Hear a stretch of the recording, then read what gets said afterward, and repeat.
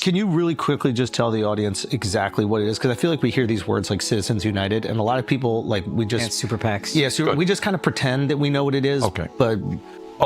We have the First Amendment that says you have freedom of speech. Of course. Okay. So wealthy individuals, in a case called Citizens United, I don't remember all the details, basically said, look, we had at that point, Citizens United, I think is 15, 20 years, that decision from the Supreme Court decision. So people go into the court and say, look, I have a First Amendment right to tell the people of America how I feel about an issue or a candidate. Absolutely. I don't like Andrew, and I want to spend $20 million on television ads telling people what a jerk he is, okay? Making me feel like Jamal Bowman. All right, that's another story. All right. And the Supreme Court says no. We have campaign finance.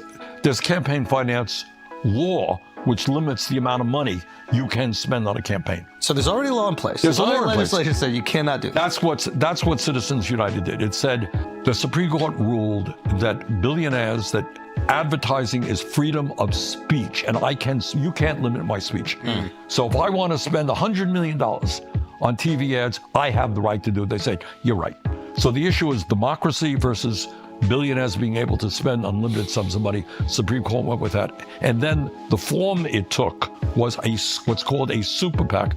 You start an organization, Americans for Freedom, okay? And billionaires can put as much money as they want into that. That organization then runs ads on television. It does political stuff. That's what it's about. So bottom line, though, most importantly, is if you are a billionaire, you can put as much money as you want into a super PAC. And in Musk's case, he spent $270 million to help Donald Trump get elected president.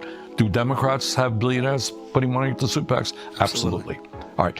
What does that mean in real life? This is what it means. Right now, we're dealing with a bill called the Reconciliation Bill. It's a fancy Washington term for a very big bill, which will have a lot of stuff in it. In any case, if a Republican stands up and says, you know what, in the House of Representatives, I don't like this bill because, it's giving tax breaks to very wealthy people and it's going to cut Medicaid and cut nutrition programs. It's a bad bill.